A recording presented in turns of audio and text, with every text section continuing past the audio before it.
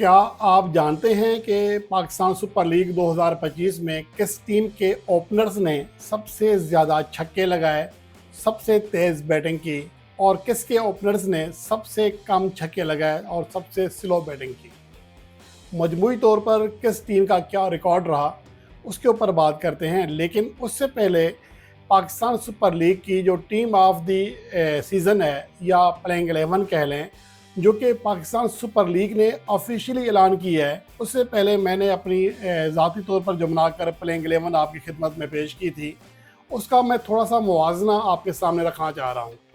मैंने जो opener set किए वही ओपनर्स सेलेक्ट किए गए हैं PSL इंतज़ामिया की जानिब से, लेकिन वन डाउन पोजीशन पर और टू डाउन पोजीशन पर जो खिलाड़ी रखे गए हैं, मैंने पोजीशन के एतबार से खिलाड़ी सेलेक्ट किए थे, जबकि डेविड वार्नर ओपनर के बजाय तीसरे नंबर पर रखे गए हैं। अगर डेविड वार्नर ही को तीसरे नंबर पर रखना था तो उससे कहीं बेहतर चॉइस मोहम्मद नईम थे। उनसे ज़्यादा स्ट्राइक रेट, उनसे ज़्यादा फतहगार इनिंग्स, उनसे ज़्यादा इम्पैक्टफुल इनिंग्स मोहम्मद नईम ने खेली थी। और उसके साथ साथ फिन एलन का स्ट्राइक रेट 171, जबकि 152 स्ट्राइक रेट रहा डेविड वार्नर का। तो यहाँ पर डेविड वार्नर को तरजीह देना मुझे बहरहाल समझ नहीं आ रहा। ठीक है, बहुत अच्छी बैटिंग की, इसमें कोई शक नहीं है, डेविड वार्नर एक क्लासी बैट्समैन है, लेकिन अगर आप कारकर्दगी के बुनियाद पर देखें तो मोहम्मद नईम उनसे ज़्यादा बेस्ट थे। मोहम्मद नईम की कारकर्दगी कहीं गुना ज़्यादा बेहतर थी, बजाय इसके कि आप उनको रखते। मोहम्मद नईम ने इस सीरीज़ में मजमूई तौर पर 162.69 के स्ट्राइक रेट से रन किए, जबकि 153 स्ट्राइक रेट था डेविड वार्नर का। और फिर दूसरी बात यह है कि पोजीशन का भी फ़र्क है, क्योंकि ये ओपनर कर रहे थे और तीसरे नंबर पर इससे ज़्यादा बेहतर कारकर्दगी रेनी रसाओ ने दिखाई थी। और उसके अलावा ये बात भी हैरान कुन है कि 180 के स्ट्राइक रेट को छूने वाले रेनी रसाओ को ड्रॉप कर दिया और 153 के स्ट्राइक रेट से खेलने वाले डेविड वार्नर को तरजीह दी। जेम्स वेन्स का स्ट्राइक रेट 148 रहा, उनको तरजीह दी। जेम्स वेन्स ने गो के बेहतर परफॉर्मेंस दी, लेकिन अगर आप इम्पैक्टफुल इनिंग्स के लिहाज से देखें, स्ट्राइक रेट के लिहाज से देखें, कम्बिनेशन के एतबार से देखें, तो रेनी रसाओ ज़्यादा बेहतर चॉइस थे। एक तो ये चेंज की गई कि बजाय इसके कि रेनी रसाओ को रखा जाए, उन्होंने यहाँ पर रखा डेविड वार्नर को और जेम्स वेन्स को, जो कि मेरी टीम से मुख्तलिफ थे। और उसके अलावा कोस्टल परेरा को मौका ना देना इंतहाई ज़्यादा हैरानकुन है, इस टीम में शामिल ना करना, क्योंकि कोस्टल परेरा ने 4 इनिंग्स में 250+ इनिंग्स खेली, दोनों मैचेस फतहगार इनिंग्स खेली, फाइनल के मैन ऑफ द मैच थे, बहुत अच्छी कीपिंग की, अच्छा इम्पैक्ट छोड़ा बैटिंग में, तो उनकी जगह हर हाल में बनती थी। और सैयद अफरान की विकेट कीपिंग आप देख लें तो मुझे नहीं लगता कि उनको एज ए विकेट कीपर आगे बढ़ाना चाहिए था।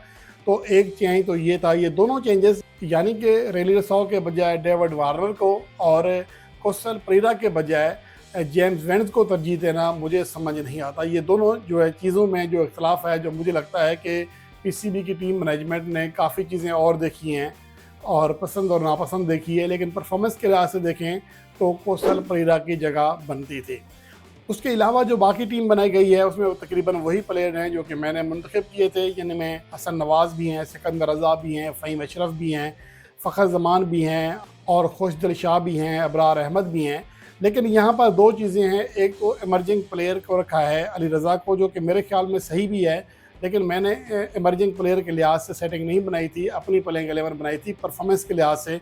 तो चलें ये कह सकते हैं कि PCB का एक रूल है कि एक इमर्जिंग प्लेयर लाजमी होना चाहिए, तो इस एतबार से तो यहाँ पर अली रज़ा की जगह बनती है। लेकिन हसन अली को मोहम्मद आमिर पर तरजीह देना वो भी समझ से बालातर है। अगर आप सारे बॉलर्स ऐसे रख लेंगे जो कि टूर्नामेंट में 9, 10 रन, 11 रन फी ओवर देते रहे हैं, तो फिर अल्लाह ही हाफ़िज़ है। आपको जिस स्ट्राइक रेट को मेंटेन करना होता है तो बॉलर्स का इकनॉमी रेट भी देखना पड़ता है, एवरेज भी देखनी पड़ती है। तो मुझे लगता है कि मोहम्मद आमिर एक तो पावर प्ले में बॉलिंग कराने के लिहाज से खासे कारआमद रहते हैं और इकनॉमिकल भी हैं, रन्स रोकते हैं। ठीक है, आखिरी मैच में उन्हें आखिर में कुट पड़ गई, जिसकी वजह से कोयटा ग्लैडिएटर्स ये मैच हार गई, लेकिन ओवरऑल थ्रू द टूर्नामेंट देखें तो मोहम्मद आमिर ने भी अच्छी बॉलिंग परफॉर्मेंस दी है, ज़्यादा इकनॉमिकल रहे हैं। तो ये 2 से 3 चेंजिंग्स हैं जो कि एक टीम मैंने बनाई थी, पहले यहाँ पर निगाह मार लेते हैं आखिर में, फिर आज के रिकॉर्ड्स के ऊपर जाते हैं।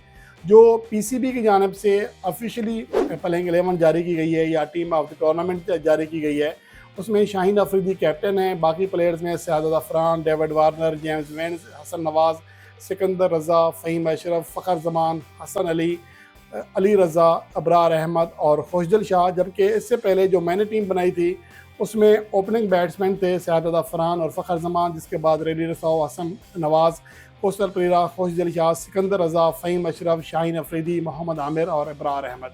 इसके हवाले से आप फैसला कर सकते हैं कि मेरी सिलेक्शन के से आप कितनी हद तक मुतफ़िक़ हैं और पीसीबी की सिलेक्शन से किस हद तक मुतफ़िक़ हैं। इसके हवाले से आप कमेंट सेक्शन में अपनी राय का इज़हार कीजिएगा।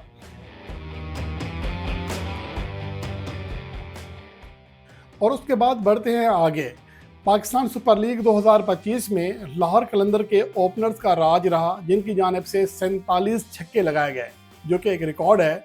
और इस इवेंट में किसी भी टीम के ओपनर्स के एक जानिब से लगाए जाने वाले सबसे ज़्यादा छक्के थे, 47 छक्के लगाए। इस्लामाबाद यूनाइटेड के ओपनर्स ने 40 छक्के लगाए।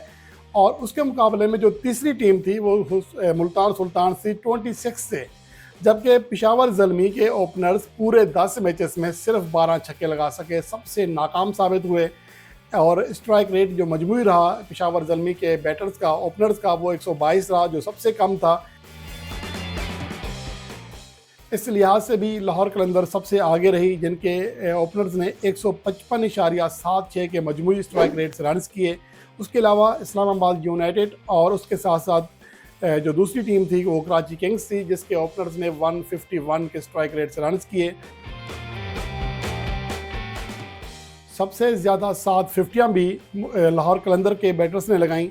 और उसके साथ साथ एवरेज में मुल्तान सुल्तान की टीम बेहतर रही, क्योंकि मोहम्मद रिजवान विकेट नहीं थ्रो कर रहे थे, इसलिए उनकी मजमूई एवरेज 36.58 बनती है, जो कि सबसे बेहतरीन एवरेज है। ओपनर्स में मजमूई तौर पर देखा जाए तो PSL 2024 में लाहौर कलंदर की जानिब से 124 छक्के लगे, जो कि एक रिकॉर्ड है। और उसके अलावा दूसरे नंबर पर इस्लामाबाद यूनाइटेड रही, जिसके बैटर्स ने मजमूई तौर पर, जिसमें बैटिंग आर्डर की कोई गुंजाइश नहीं है, जिस नंबर पर भी खिलाड़ी खेले हों उनमें दूसरे नंबर पर यूनाइटेड रहे, 95 छक्के लगाए। पेशावर ज़ल्मी की जानिब से 67, सबसे कम छक्के लगे। तो ये मजमूई तौर पर परफॉर्मेंस रही है। लाहौर कलंदर की टीम बेस्ट टीम रही बैटिंग के लिहाज से, सबसे ज़्यादा छक्के, सबसे ज़्यादा 17 फिफ्टियाँ उनकी जानिब से लगी। वह टीम थी जिसका मजमूई स्ट्राइक रेट 150 से ज़्यादा था। 152 के स्ट्राइक रेट से लाहौर कलंदर के बैटर्स ने बैटिंग की और सबसे बेहतरीन 24.88 एवरेज भी लाहौर कलंदर की रही। और पेशावर ज़ल्मी सबसे नाकाम टीम साबित हुई बैटिंग में। बॉलिंग में कोयटा ग्लेडिएटर्स सबसे कामयाब तरीन टीम साबित हुई, जिसके बॉलर्स ने सबसे ज़्यादा 90 विकेटें हासिल की। सबसे बेहतरीन इकनॉमी रेट, मजमूई इकनॉमी रेट जो है वो कोयटा ग्लेडिएटर्स के बॉलर्स का रहा और सबसे बेहतरीन बॉलिंग स्ट्राइक रेट भी उनका रहा। वह टीम थी जिसकी जानिब से इनिंग्स में 5 विकेटों का कारनामा फ़हीम अशरफ ने सर अंजाम दिया। तो ओवरऑल देखा जाए तो बैटिंग में लाहौर कलंदर की टीम जो कि चैम्पियन बनी और बॉलिंग में कोयटा ग्लेडिएटर्स जो कि रनर अप रही, उनकी कारकर्दगी सबसे शानदार रही।